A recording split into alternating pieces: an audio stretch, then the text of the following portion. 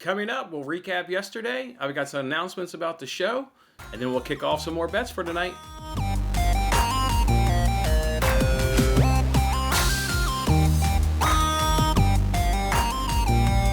Hey, what's going on, everybody? It's Jason Mattis with Winning Bets. Thanks for hanging out with me as always on the Thursday edition here of Winning Bets, where we give out free sports picks every single day. Let's go ahead and start off the day by recapping yesterday. As you guys can see right here, we went 2-3 on the day, lost a little bit of money, a little bit under 1 unit, lost 0.8 units. All started off in the Champions League action. We took Sevilla and Dortmund under 2.5. Sevilla's defense didn't show up. They had 7 straight clean sheets. I understand the level of competition that Dortmund brings, but Sevilla just had an off night there in terms of the offense. So I think there were 4 or 5 goals. There were 5 goals in total in that game. Sevilla ended up getting a late game, but that bet was actually over in the first half. There were 3 goals in the first half, so really unfortunate there.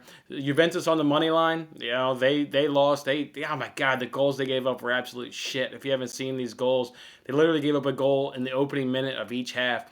The opening goal in the first half was the softest pass ever back to the keeper from a center back, and it didn't put enough on it and let a Porto guy just jump on it and have an easy tap in. Just unreal that, they try and play possession out of the back, which is fine. Every team, does that. But boy, just hit a really, really soft pass back to the keeper, and my man jumped on it. Then the first opening goal in the second half, in the second minute, was just, Porto gets the ball to start off. They get the kick. They just boom a ball 40 yards down the field, falls to the forward or maybe one of the wing players. A couple passes, interchanging 2-3 passing, and all of a sudden you got a man in the 18 box one-on-one with the keeper, and coolly slots it right by him. So Juventus just awful to open up each half. Thought they could win that game 1-0. Obviously, if you take away those 2 goals, that's exactly what they do. They win that game 1-0. Saw on Twitter, the books cleaned up on that game because either everybody was on the money line for Juventus or everybody was on under 2.5 goals, and there were 3 goals in that game, so the books just cleaned up on that. We did get 1 win, though, in soccer. Jumped on YouTube Live, did a little Q&A with you guys, and in that, we came out with Dortmund, draw no bet. That's what DNB is draw no bet in soccer. And so we did that at Dortmund. That was at plus money. So that obviously made up for one of the losses and then also got us a little bit more of the other loss. So that was nice. Then we rolled up into the NBA primetime, Clint Capella. That was such an easy bet. We know that the Celtics cannot defend the center position. At least they can, at least with Daniel Theis out, even more with him out. And Clint Capella, I don't know what he ended up with. I stopped paying attention. But all I know is he started off the night going 8 for 8. 8 for 8 is 16 points all day long if you do the math. And that's over 14.5 points. And he had a nice, easy cash. I think he had 10 of those at halftime. Just a real nice. It felt good to just get a real nice, easy cash, because then we got a little bit of a heartbreaker there at the nighttime with Mason Plumlee. He goes 4 for 7 in the first half, has 8 points, so he's on track. And then, I don't know, the Pistons just went away from Mason Plumlee for whatever reason. Only took 2 more shots the rest of the game. Ended up with 11 points, which is a heartbreaker because he missed 2 free throws.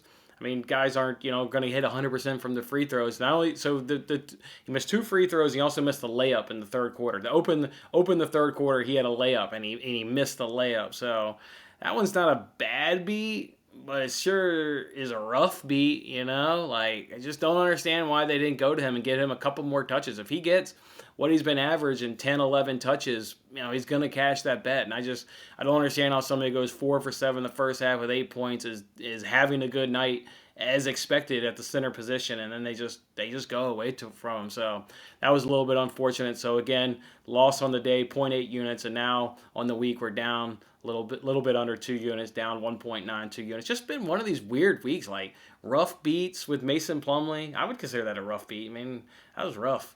And then we always know that the West Ham, Sheffield United, that was just a bad beat where we got beat literally in the last kick of the game. So just an up and down grind. Thankfully, we're not getting killed. You could have other sports bettors just being killed at this position, which we're not. We're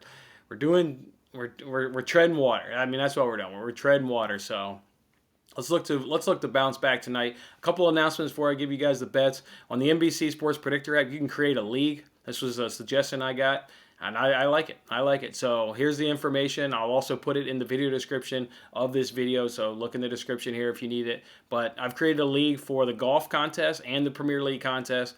And for the season long, you can create leagues for individual events, or you can do season long contests. Obviously, I did the season long contest. No reason to, put more work on anybody, whether it's me or you. So go ahead and join these leagues. We'll compete. I'm aware that I obviously provide help on all these contests, and I'm also aware that you guys don't follow me on every single pick. You guys may follow me on a percentage of them, but I don't believe people are following me on all of them. If so, I mean, that's great. We've cashed on the NBC Sports Predictor app 3 times, so I encourage you to follow me on all of them, but I'm aware that also you are not. So what I'll do is for this contest, and we'll see, I don't really know how they're scoring it because these leagues are new to me and nobody's in the league, so I don't really know how easy it will be to score this per se.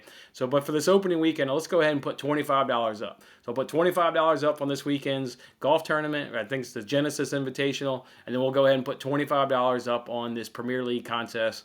Whoever gets the best score will win $25, and obviously if we've got a tie, we'll put whoever has tied with those points, we'll put those names in a hat, and we'll draw out one winner for $25. So $25 on the golf contest, $25 on the Premier League contest. Go ahead and get in these leagues, and let's have some fun. Let's have some fun. Let's talk some shit, when you're, in the golf contest and you're, kicking ass on Saturday. Go ahead and drop in a comment on this video and talk some smack to the fellow people here that are in that group. Or when you're getting your ass kicked on the Premier League, just say, hey, man, getting my ass kicked this week. Well, let's have some fun with this. So stir up the conversation there in the comments. I think that'll be cool. I really like that suggestion that we got there. And then obviously I incentivized it a little bit by throwing out $25 in each of those contests. And like I said, once we get a handle on how they score it and what have you, we'll look to obviously do more of the contest related for money as well and give it and hook you guys up. The great fans out there.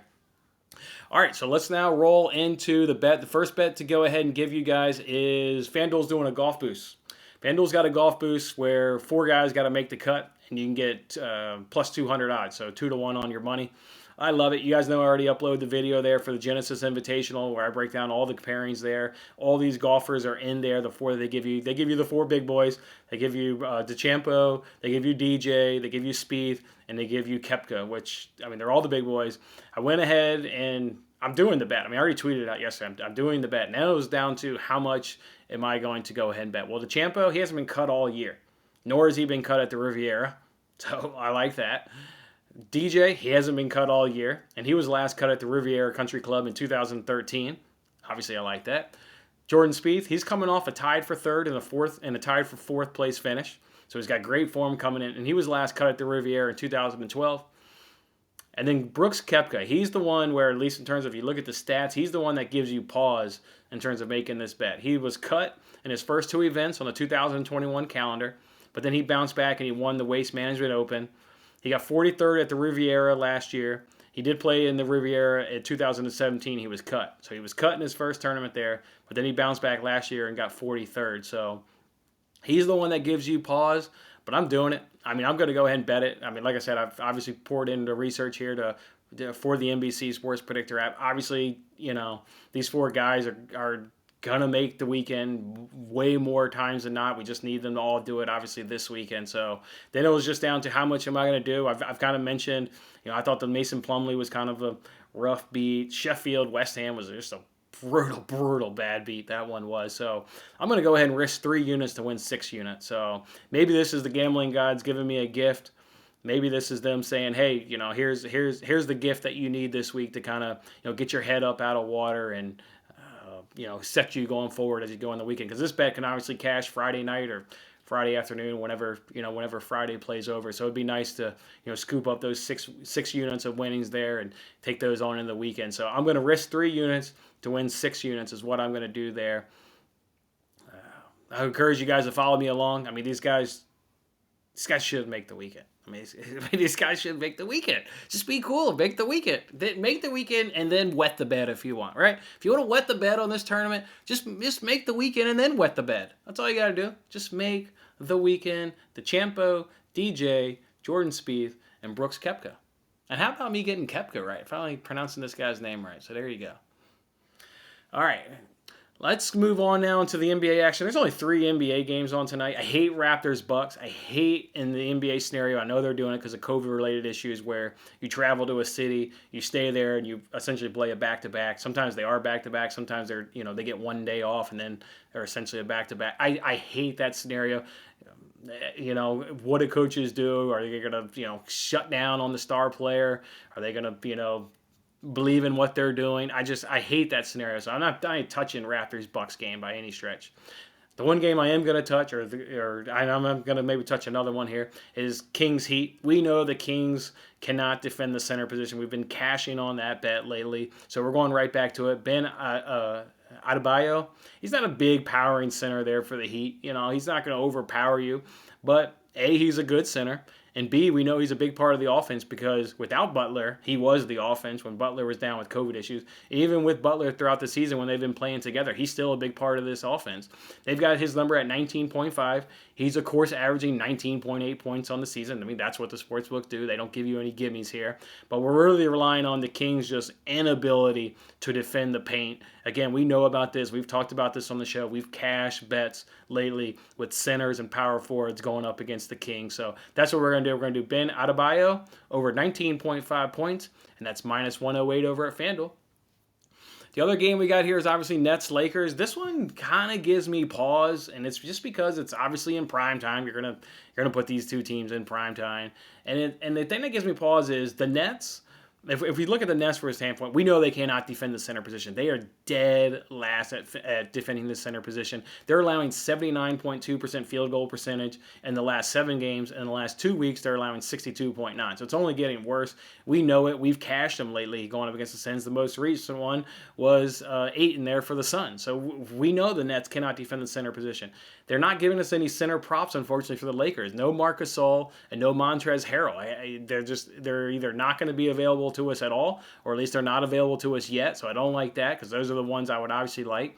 And then the other thing the Nets can't do is they can't defend the point guard position. Point guards are getting 50.8% field goal percentage, and they're allowing them to make 3.1 threes per game in the last 2 weeks, and that's only gotten worse in the last 7 days because now it's up to 55.2 field goal percentage, and they're making 3.5 threes in those last 7 days. So obviously I like Dennis Schroeder. I think he's a decent point guard. We even saw Chris Paul go off last game against the Nets, so it just falls in line with the Nets' deficiency of defending the point guard. I mean, Schroeder's not on the level of Chris Paul. I would certainly, I think most people agree Chris Paul's a better point guard. But the reason that gives me pause is I want to bet Dennis Schroeder. It's at 16.5, which is two points actually higher than his average. But the reason the sportsbooks have kicked that up is because there's no Anthony Davis, so somebody's going to have to score more points. The thing that gives me pause is LeBron James. It's LeBron James. What is he going to do in primetime? He's going up against Harden. He's going up against Irving. He's going to want to put up a good show. So if LeBron, let's say he goes off for 40 tonight, well, obviously that means the other guys aren't going to get points, and maybe the other guys only chip in with everybody else comes in with like that 10 to 14 range or 10 to 15 range because LeBron wants to go off and get 40. I think the safest play is to probably take LeBron's point total. But then that being said, they've inflated that number up because it's LeBron in primetime. So that's, above his average and inflated by a few points. So that gives me pause. I don't like when they inflate the numbers like that. So, LeBron could obviously just go for 30, have a decent night, right? He could have 30 and 13 and, 15, give a nice triple double. He doesn't get that big 40-point night, but he doesn't quite hit his own point total, but maybe the other guys chip in. So just a little hesitant right now on making a bet on that Nets-Lakers game, but that's what I would lean. If they give me the Lakers centers props, I'm all over that. Or I may pull the trigger on Dennis Schroeder. I mean, that's probably the more likely play. It's either Schroeder or LeBron James to me. I don't think you can touch. You can't touch Kuzma. You can't touch. Yeah, I mean, I don't see how you can touch really any other player in the Lakers. It's either LeBron or Dennis Schroeder, based on what the Nets can't defend. And not that the Nets can't defend the small forward position, but it's LeBron James, right? I mean, it's a beast in prime time. We know the Lakers defend the small forward position obviously extremely well, so it may look to fade Joe Harris, but I don't know if I really wanted to fade Joe Harris. I mean, they've got his number exactly what it is, so LeBron is still staying at the small forward position. They've got Kuzma stepping in at power forward. and Morris getting more minutes at the power forward position. So you still like that trend of Lakers defending the small forwards. And maybe I do fade Joe Harris at the end of the day. So I'm a little trigger shy on what to do with that Nets-Lakers game, but at least that's what I'm feeling. And if you get confidence based on some of those stats to pull the trigger, by all means, go ahead and do it. I've given you the information. I've armed you with the information so you can make a decision. Just look for me on Twitter if I go ahead and pull trigger on either one of those. But I do like the Ben Adebayo one there. Kings just can't defend the paint, so I like him to at least have a nice 20-point night. So that's what we'll roll with tonight, guaranteed. And like I said, we'll maybe look to see if we can add anything else. All right, guys, go ahead and jump in those NBC sports leagues. It'd be cool to, like I said, compete with you guys, and then somebody's going to walk away, or two people will each walk away with $25. So I look forward to hooking you guys out with some money there and competing along in those competitions. All right, enjoy your Thursday, and I'll see you guys tomorrow. Thanks for watching this episode of Winning Bets. I'm Jason Mattis. I'll see you again when we are celebrating the wins and making more winning bets. Don't forget to like, comment, share, and subscribe for more winning bets.